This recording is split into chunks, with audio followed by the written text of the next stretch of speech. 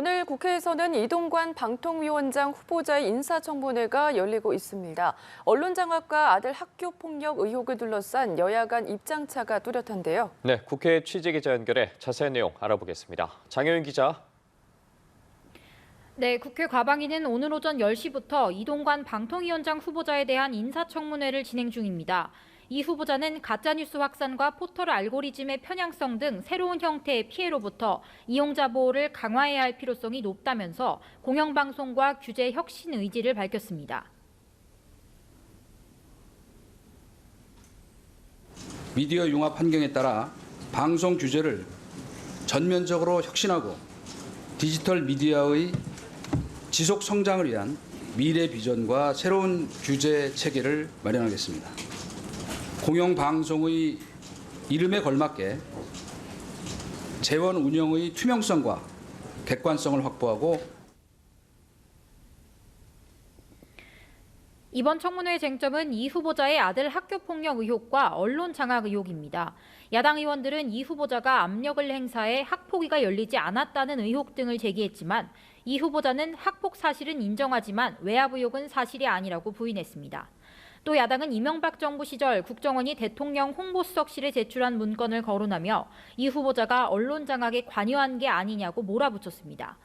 이에 이 후보자는 지시하거나 보고받은 적 없다며 자신이 관여했다면 문재인 정부의 적폐청산 수사에서 살아남을 수 있었겠냐고 반문했습니다. 한편 여당은 아들 학폭 사건은 학생들 간의 화해로 전학 조치됐다고 엄호했고 정치적 편향성을 갖고 보도하는 공영방송을 비판하며 이 후보자의 역할을 당부했습니다. 특히 국민의힘 소속 장제원 위원장은 민주당의 비판은 도둑이 재발절인 거라며 쏘아붙였고 이 후보자도 방송 장악이 제대로 됐다면 광우병이나 오염수 괴담 등이 있었겠냐며 호응했습니다. 네, 이 소식도 좀 알아보죠. 추석 연휴를 앞두고 국민의힘과 정부가 김영란법 손보기에 나섰다고요? 네, 그렇습니다. 국민의힘과 정부는 수해에 폭염까지 겹쳐서 농축수산물 업계가 신음하는 상황에서 내수 진작을 위해 이른바 김영란법 시행령을 개정하기로 했습니다. 국민의힘 김기현 대표는 김영란법 시행 7년째를 맞은 상황에서 물가 상승이나 사회 문화적 변화를 반영하고 있는지 되짚어봐야 한다고 취지를 밝혔습니다. 현재 농축수산물 선물 가액은 평소에는 10만 원, 설과 추석 명절 기간에는 20만 원인데 당정은 50% 정도의 인상이 필요하다는 의견을 제시했고 권익위에서 판단해 최종안을 발표할 예정입니다. 선물의 허용 범위에서 빠져 있는 문화상품권이나 영화 관람권 등에 대한 개정 논의도 있었습니다.